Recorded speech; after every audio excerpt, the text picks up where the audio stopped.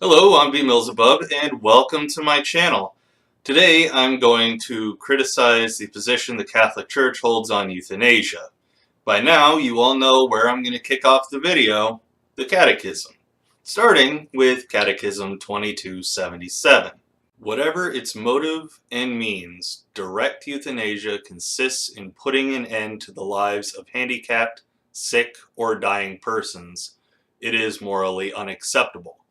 Thus, an act or omission which, of itself or by intention, causes death in order to eliminate suffering, constitutes a murder gravely contrary to the dignity of the human person and to the respect due to the living God, his Creator.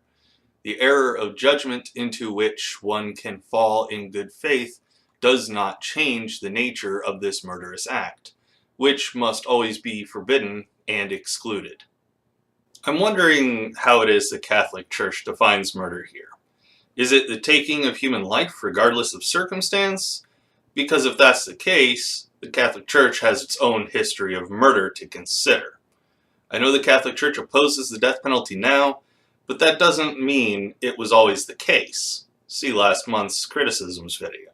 But it's not murder. While euthanasia is premeditated and has intent, the other factors that constitute murder aren't there, such as malice aforethought, which is prior intention to kill a particular victim or anyone else who gets in the way.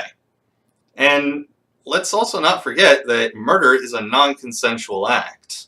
Euthanasia, by definition, requires the consent of the person about to be euthanized. And since the Christian God, and actually no other God, has ever been shown to exist, why should I care what it thinks? Let's move on to Catechism 2278. Discontinuing medical procedures that are burdensome, dangerous, extraordinary, or disproportionate to the expected outcome can be legitimate. It is the refusal of overzealous treatment. Here one does not will to cause death. One's inability to impede it is merely accepted. The decisions should be made by the patient if he is competent and able, or if not, by those legally entitled to act for the patient, whose reasonable will and legitimate interests must always be respected. Now, I thought the Catholic Church was all about the preservation of life. So why offer ways out of medical treatment? So what if medical treatment is burdensome, dangerous, extraordinary, or disproportionate to the expected outcome? That's a person dying there. Give them whatever treatment you can, and damn the expense or suffering it causes them. And as far as an inability to impede death is concerned, I've already done a criticism video about the Church's wealth. Why doesn't the Catholic Church step in and offer to pay, or at least help with payment? Now, to be clear, the argument I just made is not actually my own. It's just me turning the Catholic Church's own doctrine back on it and bringing it to the logical conclusion that I see from it. But my real curiosity lies with the last sentence. Let me read it for you once again. The decisions should be made by the patient if he is competent and able, or if not, by those legally entitled to act for the patient, whose reasonable will and legitimate interests must always be respected. Couldn't allowing someone to choose to be allowed to die be considered, in some way, an indirect form of euthanasia? Whether the aid of a doctor is involved or not, by choosing to allow someone to die goes against Catechism 2276, which I'll read to you now. Those whose lives are diminished or weakened deserve special respect. Sick or handicapped persons should be helped to lead lives as normal as possible. Now, I'm fully aware that this is something of an aggressive argument, but it's one that can be made all the same. I just did. Let's move on to Catechism 2279 to round it out. Even if death is thought imminent, the ordinary care owed to a sick person cannot be legitimately interrupted. The use of painkillers to alleviate the sufferings of the dying, even at the risk of shortening their days, can be morally in conformity with human dignity if death is not willed as either an end or a means, but only foreseen and tolerated as inevitable. Palliative care is a special form of disinterested charity. As such, it should be encouraged.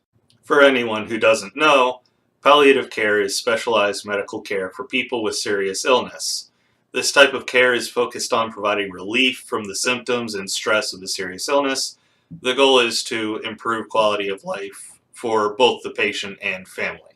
But with that out of the way, something about that catechism may have stuck out to you. It did for me. The part about using painkillers, even if it shortens the person's life, being morally reasonable.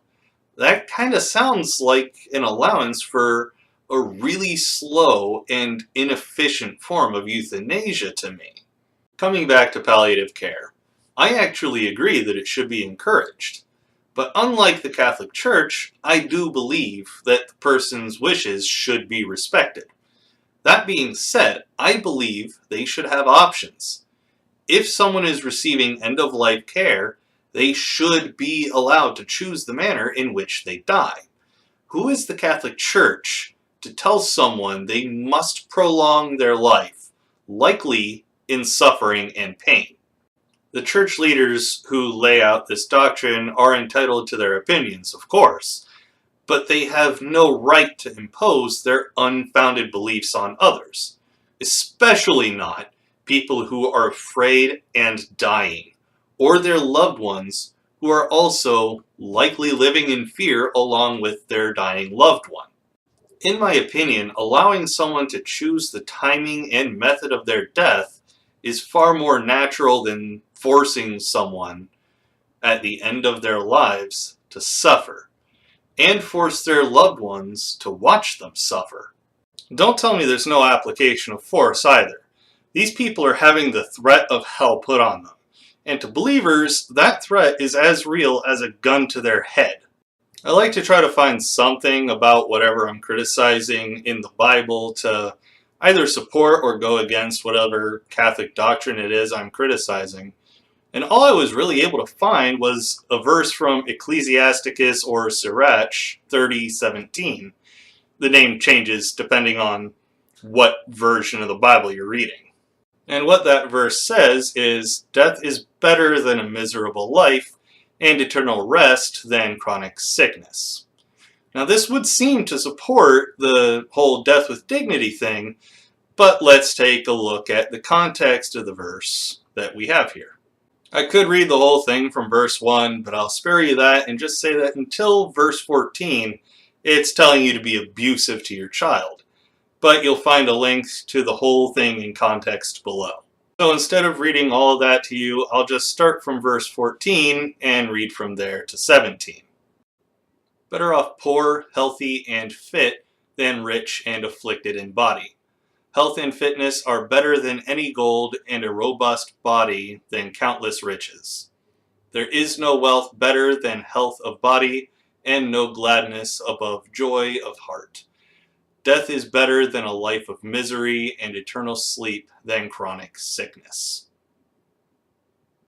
What this sounds like to me is just vaguely saying that it's better to live healthy than it is to live unhealthy, which is something I'm pretty sure everyone can agree on. What it doesn't do is actually support ending someone's life out of mercy to prevent suffering. But that'll do it for this Criticisms of the Catholic Church. If you enjoyed the video, please leave it a like, subscribe to the channel if you haven't already, and click the notification bell to get notified whenever I upload a new video.